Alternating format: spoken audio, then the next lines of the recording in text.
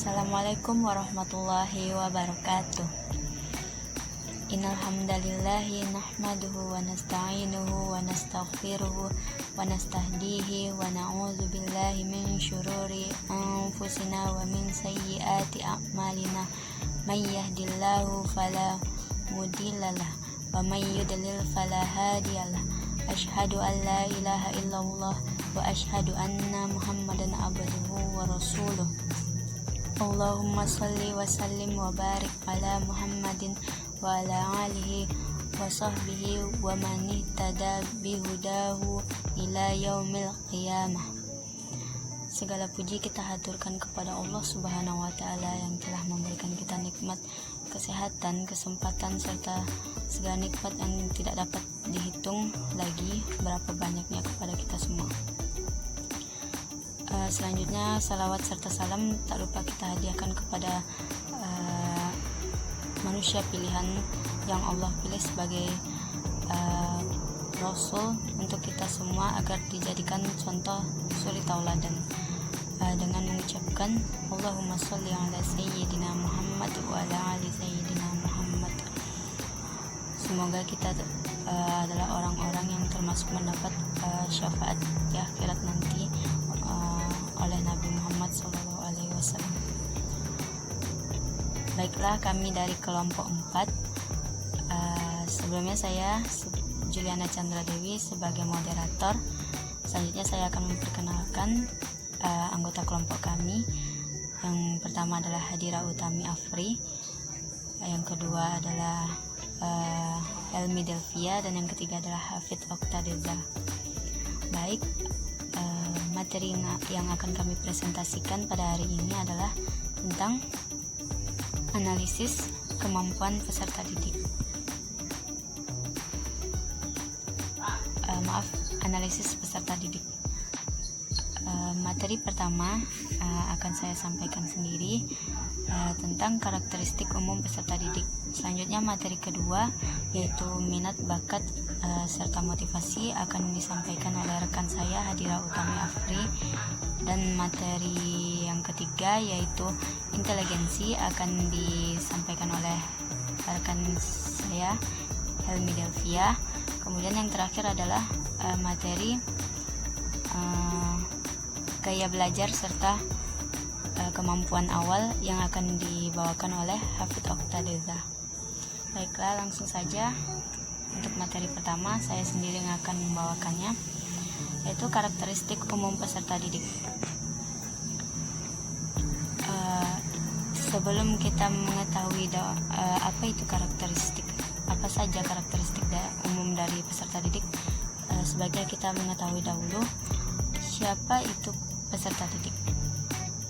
Peserta didik adalah setiap orang yang menerima pengaruh dari seseorang atau sekelompok orang yang menjalankan pendidikan, atau bisa disebut dengan seseorang yang mendapat pengaruh oleh guru atau seorang pendidik. Peserta didik merupakan unsur terpenting dalam sebuah proses pendidikan. Selanjutnya, pengertian dari kemampuan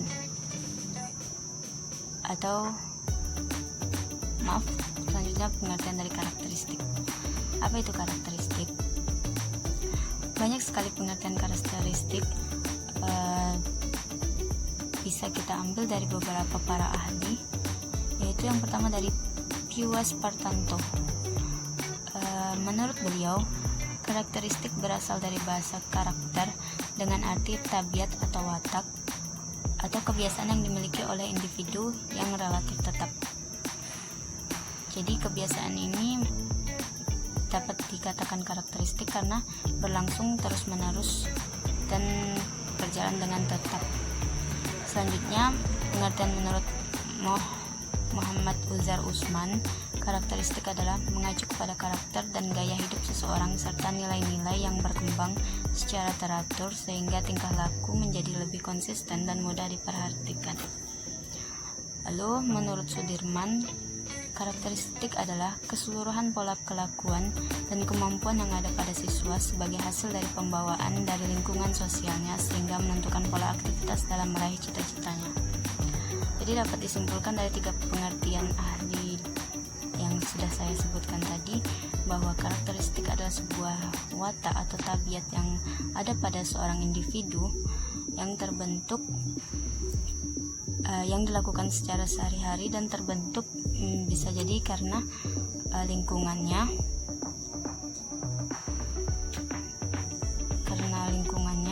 atau pola aktivitas yang dia lakukan sehari-hari yang mendorong dia melakukan suatu kebiasaan tersebut.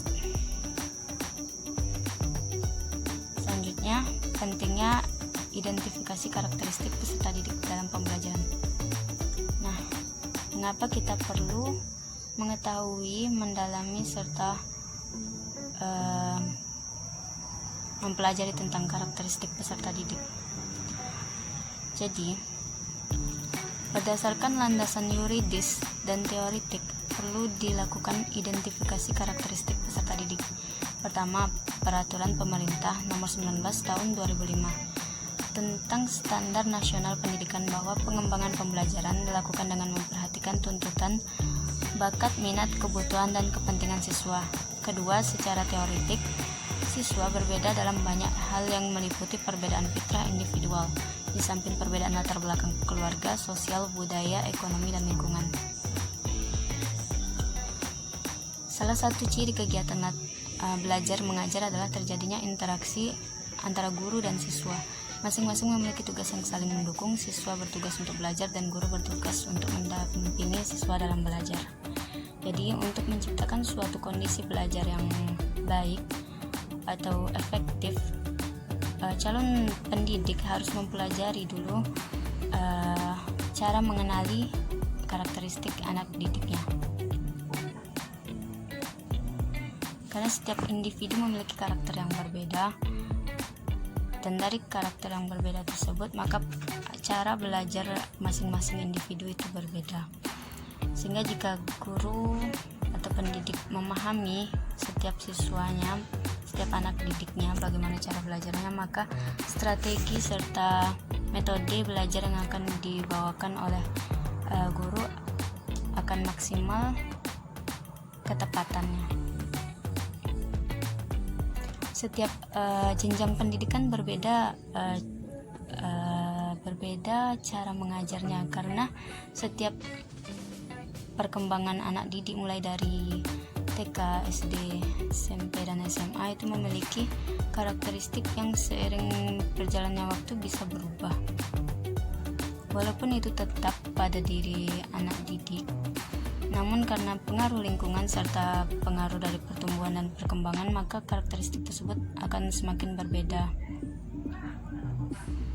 Bisa menunjukkan kelebihan, atau mungkin karakteristik tersebut menjadi sesuatu yang menjadi kekurangannya. Maka dari itu harus didampingi oleh guru agar karakteristik peserta didik menjadi baik dan tidak menyimpang.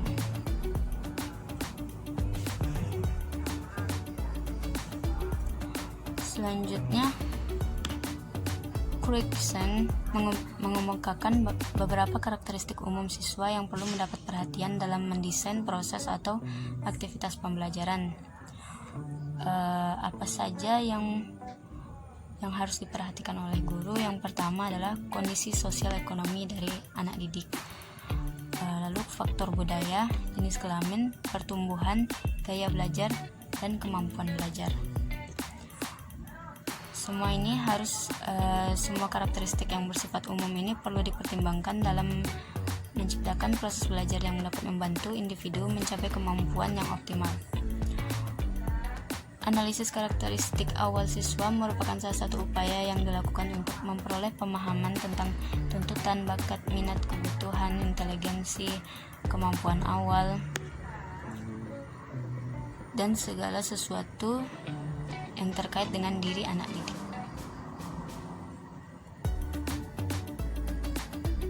Baiklah, selanjutnya materi-materi selanjutnya akan dibawakan oleh rekan-rekan saya supaya lebih jelas lagi.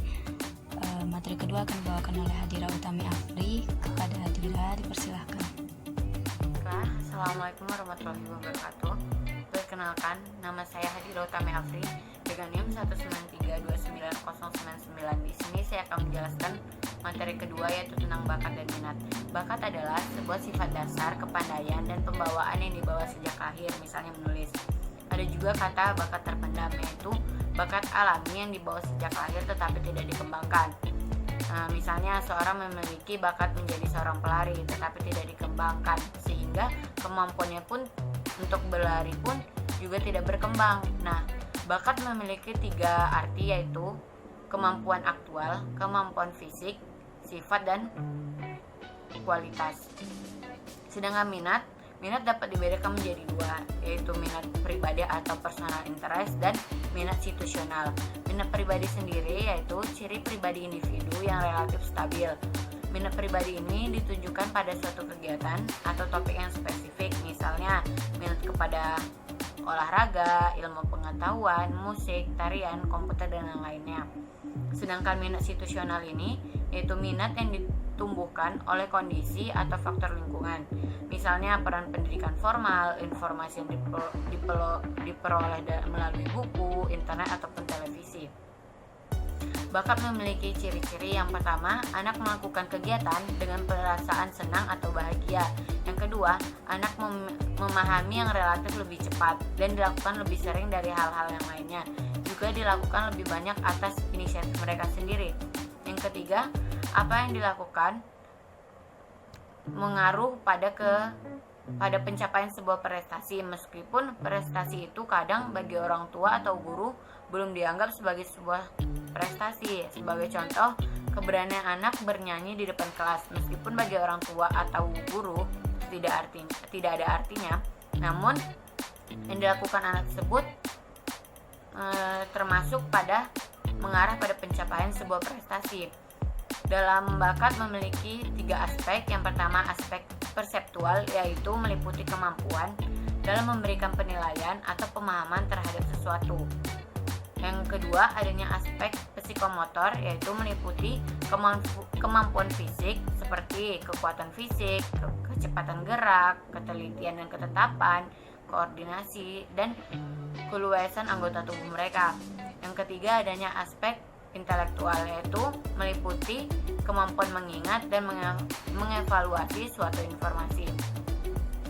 Peserta didik berbakat adalah peserta didik yang mampu mencapai prestasi yang tinggi karena mempunyai kemampuan-kemampuan yang unggul.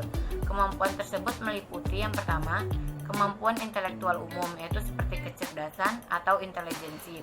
Yang kedua, yaitu kemampuan akademik khusus. Yang ketiga, kemampuan berpikir secara kreatif dan produktif. Yang keempat, kemampuan memimpin. Yang kelima, kemampuan dalam satu bidang seperti bidang seni. Yang keenam, adanya kemampuan psikomotor seperti dalam bidang olahraga. Peran guru di dalam mengembangkan potensi bakat dan minat siswa ini, yaitu guru menjadi inspirator bagi siswa dengan berbagai langkah seperti memberikan contoh sikap keteladanan, menunjukkan keahlian untuk dapat menginspirasi siswa tersebut. Guru dengan berbagai pengalaman yang selalu memberikan semangat kepada siswa untuk mengerjakan tugas dengan baik dan penuh dengan antusias, dilakukan baik secara individual kepada peserta didik atau secara berkelompok. Identifikasi bakat anak ini merupakan hal yang sangat penting dilakukan. Hal ini dikarenakan setiap anak memerlukan program pendidikan yang sesuai dengan bakat mereka masing-masing, sehingga dapat mengembangkan dan menggunakan bakat mereka secara maksimal. Dengan mengenali bakat anak tersebut, mungkin orang tua tentunya akan terasa terbantu bila dapat mengenali potensi dan bakat anak, karena orang tua dapat langsung mengarahkan dan membimbing agar bakat tersebut bisa berkembang. Selanjutnya yaitu materi ketiga tentang motivasi, yaitu yang pertama adanya motivasi belajar. Menurut Sudarwan, motivasi diartikan sebagai kekuatan, dorongan, kebutuhan, semangat, tekanan atau mekanisme psikologis yang mendorong seseorang atau sekelompok orang untuk mencapai prestasi tertentu sesuai dengan apa yang dikehendaki. Pendapat kedua yaitu menurut Handoko, untuk mengetahui kekuatan motivasi belajar siswa dapat dilihat dari beberapa indikator sebagai berikut. Yang pertama, kuatnya kemampuan untuk berbuat. Yang kedua, jumlah waktu yang disediakan untuk belajar. Yang ketiga, kerelaan meninggalkan kewajiban atau tugas yang lain. Keempat, ketentuan dalam mengerjakan tugas. Berdasarkan beberapa pendapat di atas, motivasi dapat diartikan sebagai kekuatan atau energi seseorang yang dapat menimbulkan tingkat kemauan dalam melakukan suatu kegiatan. Kemampuan baik yang bersumber dari dalam diri individu itu sendiri seperti motivasi intrinsik maupun dari luar individu yaitu motivasi ekstrinsik. Yang B, adanya upaya untuk meningkatkan motivasi belajar tersebut, yaitu upaya meningkatkan motivasi belajar anak dalam kegiatan belajar di sekolah. Ada beberapa langkah yang dilakukan oleh guru yang diungkapkan oleh Sardirman, yaitu yang pertama, memberi angka-angka dalam hal ini sebagai simbol dari nilai kegiatan belajar mereka, baik siswa yang justru untuk mencapai angka atau nilai yang baik, sehingga yang dikejar hanyalah nilai ulangan atau nilai rapot yang baik. Yang kedua, hadiah dapat menjadikan motivasi yang kuat, di mana anak tertarik pada bidang tertentu yang akan diberikan hadiah. Yang ketiga, kompetisi persaingan, baik yang individu ataupun kelompok, dapat menjadi sarana untuk meningkatkan motivasi belajar. Yang keempat, adanya ego influence, di mana menumbuhkan kesadaran kepada siswa agar merasakan pentingnya tugas dan menerimanya sebagai tantangan, sehingga bekerja keras adalah sebagai salah satu bentuk motivasi mereka untuk mencapai atau yang cukup penting bagi mereka. Yang kelima, memberikan ulangan para siswa akan giat belajar kalau mengetahui akan diadakan ulangan. Tapi ulangan jangan selalu sering dilakukan karena akan membosankan dan akan jadi rutinitas belaka. Yang keenam, mengetahui hasilnya atau mengetahui hasil belajar bisa dijadikan sebagai alat motivasi. Dengan mengetahui hasil belajar tersebut, siswa akan terdorong untuk belajar lebih giat lagi. Yang ketujuh, adanya pujian. Apabila ada siswa yang berhasil menyelesaikan tugasnya dengan baik, maka perlu diberikan pujian. Pujian adalah bentuk reinforcement yang positif dan memberikan motivasi yang baik bagi siswa tersebut. Yang kedelapan, adanya hukuman. Hukuman adalah bentuk reinforcement-nya yang negatif, tetapi jika diberikan secara tepat dan bijaksana bisa menjadi alat motivasi bagi mereka. Baiklah, sekian materi yang dapat saya sampaikan. Assalamualaikum warahmatullahi wabarakatuh. Baiklah, saya Helmi Dovia, NIM 19329206. Saya akan melanjutkan pembahasan materi mengenai intelijensi. Intelijensi adalah kemampuan kognitif untuk memecahkan masalah, beradaptasi di lingkungan, belajar dari pengalaman, berpikir terarah, serta bertindak rasional. Selanjutnya adalah faktor yang mempengaruhi intelijensi. Pertama, faktor bawaan seperti faktor genetik dari keluarga. Kedua, faktor lingkungan. Pengaruh lingkungan sangat penting dalam membentuk intelijensi. Lingkungan sekolah dapat membantu untuk meningkatkan kemampuan kognitif seseorang. Ketiga, adanya stabilitas antara IQ dan intelijensi. Intelijensi tidak sama dengan IQ. Intelijensi merupakan konsep umum tentang pengetahuan seseorang, sedangkan IQ adalah hasil dari suatu tes intelijensi tersebut. Keempat, faktor kematangan. Organ dalam tubuh manusia mengalami pertumbuhan dan perkembangan. Organ fisik maupun psikis dapat dikatakan matang jika telah bisa menjalankan fungsinya. Kelima, faktor pembentukan. Pembentukan ialah segala keadaan di luar dari seorang yang mempengaruhi perkembangan intelijensi. Keenam, minat dan pembawaan yang khas. Minat mengarahkan perbuatan ke suatu tujuan dan merupakan dorongan bagi perbuatan itu. Ketujuh, kebebasan. Kebebasan berarti manusia itu dapat memilih metode tertentu dalam memecahkan masalahnya sendiri.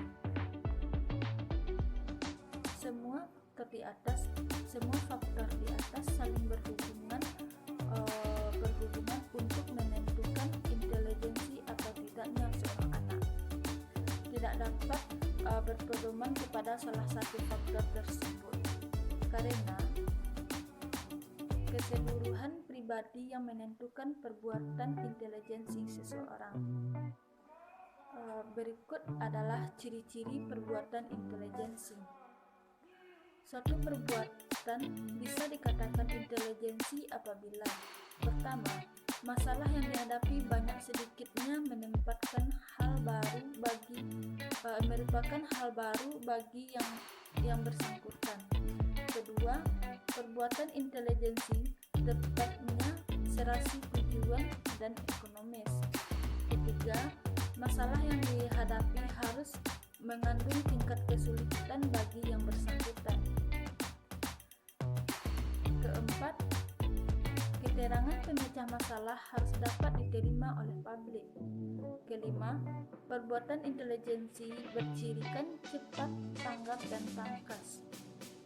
Demikianlah materi yang bisa saya sampaikan. Wassalamualaikum warahmatullahi wabarakatuh. Assalamualaikum warahmatullahi wabarakatuh. Baiklah, saya akan menyambung materi dari teman saya, yaitu yang kelima, yaitu gaya belajar. Pengertian gaya belajar didefinisikan sebagai cara manusia memulai berkonsentrasi, menyapa, memproses, dan menampung informasi yang baru dan sulit. Manusia pada umumnya menggunakan antara 5 hingga 10% kapasitas otaknya. Jika separuh saja dari seluruh kapasitas otak, tidak akan menemukan lagi hambatan berbahasa dan tidak perlu menggunakan komputer untuk menyelesaikan soal matematika atau tugas ilmiah lainnya, karena otak bekerja lebih cepat dari komputer. Dan ada materi lagi, yaitu 1. Indera penglihatan atau visual, membaca atau melihat, mengamati. Yang kedua, indera pendengar atau auditory, mendengarkan, berbicara, berdiskusi. 3. Indera atau kinestik, indera peraba atau kinestik, mengalami, mengerjakan, merasa, dan institusi. 4. Indera penciuman, yaitu olfaktori dan indera pengecap gustatory.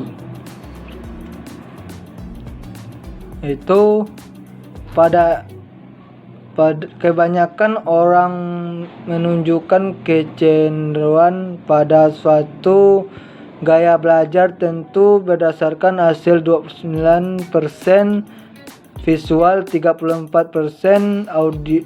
auditory, dan 37% kinestik. Informasi tambahan menyatakan bahwa saat mencapai usia dewasa, kecenderungan gaya belajar adalah gaya visual. 10 langkah untuk mengimplementasikan gaya belajar berbasis sekolah. 1. Pelatihan guru mengenai gaya belajar dan manajemen sekolah atau kelas, termasuk profil learning style analysis. 2. Melakukan penilaian terhadap murid dengan menggunakan instrumen. Yang ketiga, pelatihan guru gaya belajar dan pengajaran yang berpusat pada murid. Yang keempat, guru yang telah dilatih mengenai gaya belajar melakukan observasi. Yang kelima, berbagai hasil bersama murid dan orang tua. Yang keenam, merancang ulang ruang kelas berdasarkan preferensi.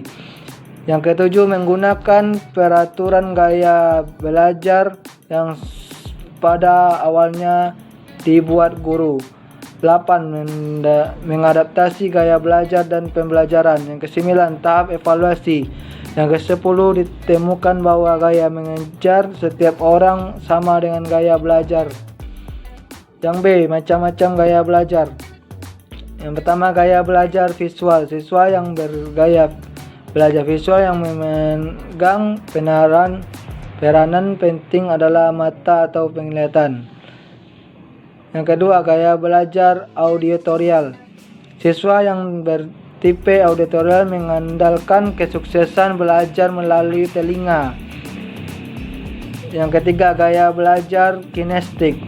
Gaya belajar kinestik, siswa yang mempunyai gaya belajar kinestik belajar melalui bergerak, menyentuh, dan melakukan. Siswa seperti ini tidak tahan atau duduk berlama-lama.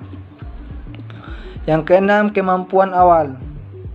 Kemampuan awal adalah kemampuan dari pengetahuan dan pengalaman individu yang diperoleh sepanjang perjalanan hidup mereka, yang akan ia bawa kepada pengalaman belajar. Perbedaan individu dapat mempengaruhi tingkat penguasaan materi bahan pelajaran antara masing-masing siswa. Meskipun belum tentu siswa yang kemampuan awal tinggi dapat lebih berhasil mencapai prestasi dari awal siswa yang lain. Mungkin hanya itu materi dari saya. Kalau ada salah dan jangan, saya minta maaf. Saya kembalikan kepada moderator. Assalamualaikum warahmatullahi wabarakatuh. Baiklah, sekian presentasi dari kelompok 4. Semoga dapat diambil manfaatnya. Mohon maaf bila kami ada kata yang salah. Kepada Allah kami minta ampun, kepada teman-teman kami semua minta maaf. Wabillahi taufiq wal hidayah. Assalamualaikum warahmatullahi wabarakatuh.